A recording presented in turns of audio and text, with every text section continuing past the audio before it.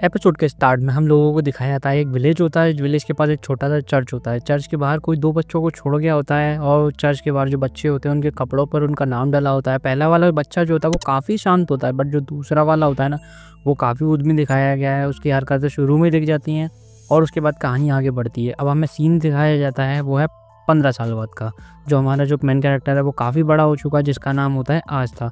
अब वो जो चर्च की सिस्टर होती है उसको प्रपोज कर रहा होता है और जिसका नाम लिली होता है। वो काफ़ी शुरू में पहले उसको रिजेक्ट करती है, बट वो तब भी नहीं मानता। तो वो जब परेशान होकर उसको अपने जो ग्रिमवॉर्म मतलब जो उसकी जादू की किताब होती है उससे उसको एक वाटर का पंच मार देती है, जिससे वो ज़मीन में गड़ जाता है। बट स्टिल हमारा जो आस्था है वो हार नहीं मानता कभी भी, उसकी ये खासियत है। और तभी दिखाया गया है जो चर्च में और भी बच्चे होते हैं वो आ जाते हैं। और बट उसके बाद जो हमारा आस्था उठता है और उठने के बाद जो हमारी जो चर्च की सिस्टर होती है उसको हमला कर देता है। बट तभी पीछे से जो हमारा मतलब मेन कैरेक्टर का जो दूसरा वाला राइवल है वो आ जाता है, जिसका नाम यूनो है। पहले तो वो उठाकर उसको फेंक देता है, फिर उससे वो बोलता है कि भाई तू क्यों पीछे परेशान करता है, मेरे को बात करने देना। तो वो कहता है अरे छोटे हट जाना, तू कामी से चीखता रहता है। तो वो सब परेशान होने के बाद आस्था दिखाता है, क्योंकि आस्था के पास ना कोई भी मैजिक पावर नहीं है, तो अपनी वो ड्यूरेबिलिटी दिखाता है कि देखो मैं कितना ताकतवर हूँ, मैं ऐसे विज़ार्ड किंग बन जाऊँगा। तो सबसे पहले इतने में हमारा जो यूनो है वो यूनो उसके जो कपड़े होते हैं चर्च की सिस्टर के उनको सुखाने लगता है अपनी मैजिक पावर से। जो हमारा आस्था है उसके पास कोई भी मैजिक पावर नहीं है। इसको देख के जो हमारा आस्था है वो भागता हुआ जाता है जल्दी से लकड़ी काटने के लिए, क्योंकि उसके पास जो अपनी उसने बॉडी ट्रेन कर ली होती है, फिजिकल काफ़ी अच्छी हो चुकी होती है। बट तभी हमारा जो यूनो है वो जादू से उसकी लकड़ी भी काट देता है। मतलब वो उसको अपना कोई भी वो नहीं समझता, मतलब राइवल भी नहीं मानता उसको। पर तभी जो दिखाया गया फादर की एंट्री होती है। फादर कहते हैं कि हमारे अब तुम बड़े हो चुके हो, अब तुम जाकर ना अपनी ग्रिम बॉल ले सकते हो। पर तभी हमारा आस्था दिखाया जाता है जो काफ़ी उदास होने के बाद साइड में बैठा होता है। उसको मोटिवेट करने के लिए सिस्टर लिली आती हैं, जिनको देख के वो कहता है मैं एक दिन विज़ार्ड किंग बन के ही रहूँगा और तभी आऊँगा लौट कर। तो उसको देख के वो काफ़ी लोग हैरत करते हैं, क्योंकि जो हमारा आस्था है ना वो उसके पास कुछ भी पावर नहीं है ना मैजिक है। हमारे इस वर्ल्ड में ना जो ग्रिम वॉर होती हैं उनके लीफ होते हैं अलग अलग, लाइक 3, 4, 5। सबसे जो मेन खतरनाक होती है वो होती है 5 वाली, जो हमारे आस्था को मिलेगी आगे। तो अब आस्था वादा करता है कि मैं जब तक नहीं वापस आऊँगा, जब तक मैं जो है विज़ार्ड किंग नहीं बन जाऊँगा। तो जो उससे बोलता है यूनो, बट उसको कोई भी भाव नहीं देता। उसको वो गुस्से में भाग जाता है, बट वो सैड नहीं होता। वो जंगल में जाके ट्रेनिंग करने लगता है अपनी।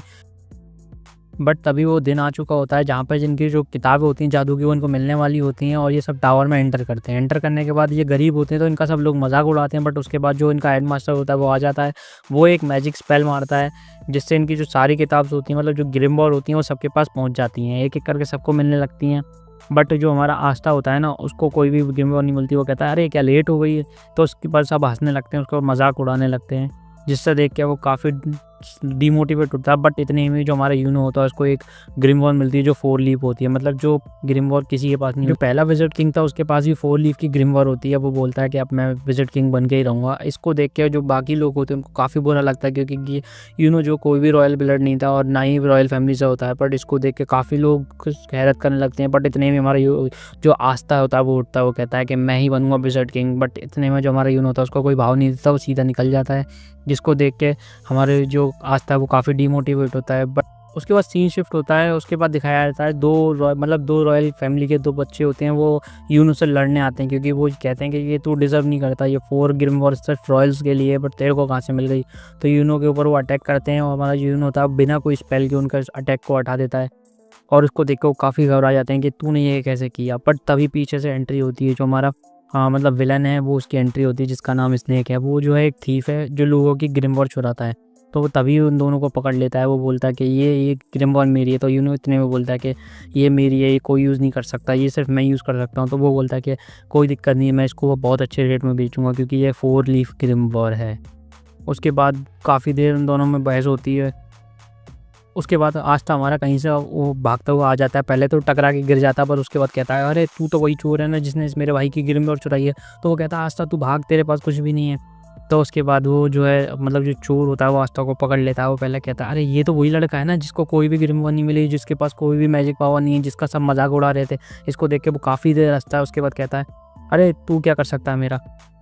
इसके बाद जो हमारा आस्था उसके ऊपर हमला करता है। इतने में वो पीछे से उसको पकड़ लेता है। वो जो यूनो होता है उसको वॉर्न भी करता है कि भाग आस्था, बट इतने में उसको पकड़ लेता है।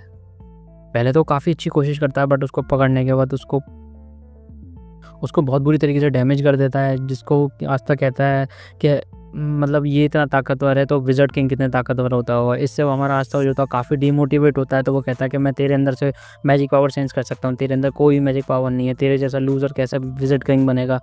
तो अपना जो रास्ता होता है वो काफ़ी हार्ड ट्रेन किया होता है। उसकी बातों को सुन के वो काफ़ी डीमोटिवेट हो चुका होता है।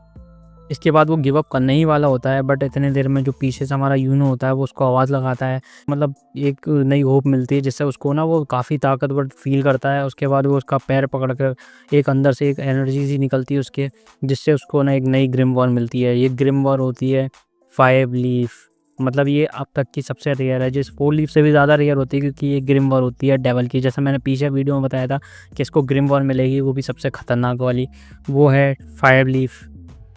इसको देख के जो स्नेक होता है वो कहता है अरे ये कैसे हो सकता है, ये कैसे हो सकता है, तेरे पास तो कोई भी मैजिक सेंस नहीं, मतलब मैजिक पावर नहीं थी। इसको उसमें मतलब अब दिखाया जाता है इस वर्ल्ड में ना सबसे पहले 3 लीफ होती है, उसके बाद 4 लीफ होती है, और जो लास्ट वाली होती है 5 लीफ, मतलब जो 5 लीफ ग्रीन वॉर होती है वो होती है डेवल की। इसके बाद जो हमारा रास्ता दिखाया गया वो काफ़ी पावरफुल हो जाता है। एक स्वॉर्ड समन करता है वो कहीं से डेवल की, और उसके बाद जो स्नेक होता है उसके ऊपर अटैक करता है, और उसके अटैक वो उसको मतलब उसको हटा देता है। एक बार में सारे अटैक गायब हो जाते हैं, जिसको वो कहता है ये कैसा जादू है, ये क्या कर रहे हो तुम। और उसके बाद वो कहता है कि मैं बनूंगा अगला विज़र्ड किंग, और इसके बाद जो है उसके वो 2 टुकड़े कर देता है। ये काफ़ी मज़ेदार रहने में। इसके बाद वो कहता है अपने यूनो से बोल के देखो अब मैं बनूंगा अगला विज़र्ड किंग। तो उसके बाद हमारा यूनो बोलता है कि शुक्रिया, तुमने मेरी एक और बार जान बचा ली आज। तो अब हमारी जो स्टोरी वो आगे कंटिन्यू होती है। तो अगर आपने अब तक स्टिल आप वॉच कर रहे हैं वीडियो, तो प्लीज़ एक लाइक कर दें, सब्सक्राइब कर दें, कमेंट कर दें, क्योंकि एक्सप्लेन करने में काफ़ी टाइम लगता है और शुरू में कर रहा हूँ। तो अगर कोई भी दिक्कत हो, गलती हो तो माफ़ करना, और एक अच्छा सा कमेंट कर दें। और इसके बाद हम दोनों को दिखाया गया था, इन दोनों का बचपन होता है, इन दोनों ये एक दूसरे से वादा करते हैं कि एक दूसरे के राइवल होते हैं वैसे तो ये, और कहते हैं कि मैं विज़र्ड किंग बनूंगा, मैं विज़र्ड किंग बनूंगा। इसके बाद वो बोलता है कि तुम वादा भूले नहीं हो अब तक।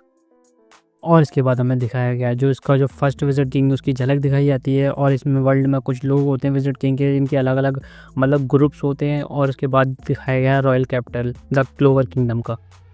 उसके बाद ये एपिसोड यहीं पे ख़त्म करते हैं। अब हम नेक्स्ट वीडियो के लिए आप प्लीज़ एक अच्छा सा कमेंट कर दें। जैसे इस वीडियो पर 50 या 100 कमेंट हो जाएंगे, हम नेक्स्ट पार्ट अपलोड कर देंगे। तो मिलते हैं हम नेक्स्ट वीडियो में, तब तक के लिए bye bye, thanks for watching.